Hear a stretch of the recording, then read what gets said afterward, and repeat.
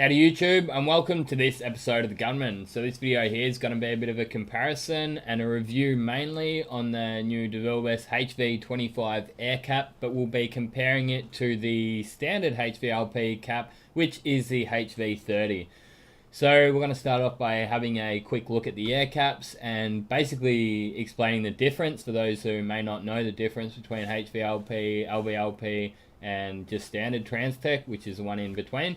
And the main difference is the size of the holes on the air cap. So to the left and the right, you've got the air horns, the two spots that poke out, so that there and there. You'll be able to see that on the HVLP guns, they're a lot bigger. But the HV25 is basically like a hybrid. It's like a cross between the TE20 and the HV30. So basically, it has a similar air consumption, from what I can gather, to the TE20. Yet you've got the paint savings of the HV30. You can see the TE10 has a lot smaller air holes on it, so it's going to be consuming even less air. So basically, HVLP stands for high volume, low pressure, and that is relating to the air. So the high volume of air would be coming out at a lower pressure. The best way to explain that to people that don't really understand is you think about turning your garden hose on, right? So if you have no finger over the end of your garden hose, that's basically your HVLP. You put your finger over the end of it, the same amount of volume is actually still coming out of the hose, but it's coming out at a higher pressure. So finger off is high volume, low pressure. So you can see straight away that this gun here, or this air cap here, does have a smaller fan, and that was the first thing I noticed when I used it. I painted a tailgate first when I used this air cap, and I noticed, wow, this has got a really small fan, and I just thought, I don't think I like this, you know. But then I got to the end of painting that tailgate and I'm like, wow, I've got an extra 100 mils of clear left than what I'm used to. So yeah, who would I recommend it to? I would recommend it to people that have to use HVLP.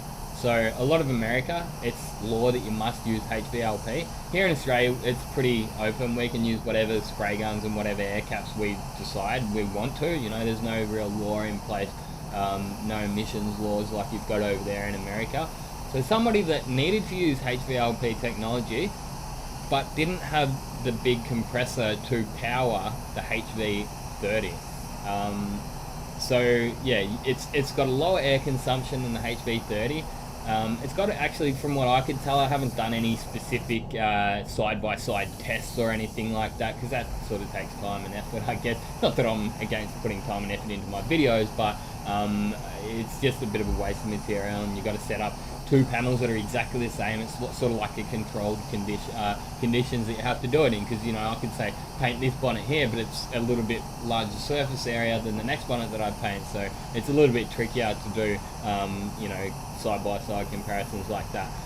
But yeah, from what I can tell anyway, after using this and the HV30 for the best part of a week, I found that they use very similar amounts of material, but it does have a slightly smaller fan. I personally prefer the HV30. We have a large compressor, so air is not an issue for us. If I was to get told by my boss, for instance, that you have to use HVLP, I'd be using the HV30. So for most people, I would say stick with your HV30. It's not really a necessary air cap. But if you don't have a air screw compressor like we do have, possibly worth looking into. If you're getting pressure fluctuations, if you're like on an old piston-driven compressor, one of those old-style compressors, which is trying to power an entire workshop, but you do have to use the HVLP, maybe that'd be the right people to go for this air cap.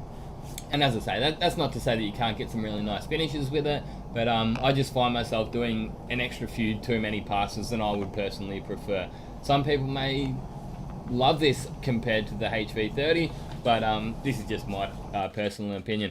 So next up, we're just going to be doing this fender here, just a bit of clear coat on that with the HV30 air cap, just to give you guys a bit of a comparison and see which one you think is better, and see if you can actually notice a difference in the size of the fan. I find with HVLP air caps, I can still get whatever finish I want to get out of it. Like, I can still get that sort of a Mazda finish, which is, this is like a Ford Ranger, but it's actually basically a Mazda BT50. They did get rebadged. They've probably got some sort of a deal going on. But yeah, like you've got to move a lot faster with a HVLP air cap to get that tight finish, which is, I don't know, I personally don't like to spray with them as much. I know you save a little bit of paint, but it's just, to me, it's just a little bit easier to get a nice finish, or to replicate exactly what finish you want out of the TE20 air cap, which is why I recommend it to most people. DIY guys, hobbyists and stuff like that, I actually a lot of the time recommend the TE10 air cap or even the T110 air cap. T110 will get you the glass, slickest, flattest finishes out of the box, but there's nothing to say that you can't get that with the HVLP air cap. It just takes you just got to work it a little bit more.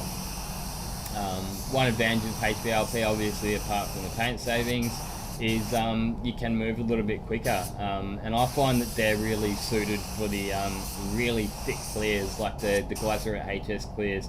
When I used to work in the Glazerite shops, that's what they recommended. They recommended the DeVilbiss guns with the HVLP air caps. So that's about it for this video. I hope you guys followed that. I guess it's more of a video aimed at the experienced tradesmen, the DIY guys. Watch along, obviously. If you can pick a thing up or two, go for it, but I definitely wouldn't recommend any hobbyist to go and get a HVLP spray gun or a HVLP air cap. Stick with your LVLP or even just your standard Transtech T20 style air caps. That's about it for this video, gunners. Hope you have enjoyed it, and I'll see you in the next one. Until then, get out there and paint some shit. Thanks for watching, and this has been another Gunman production. Goodbye.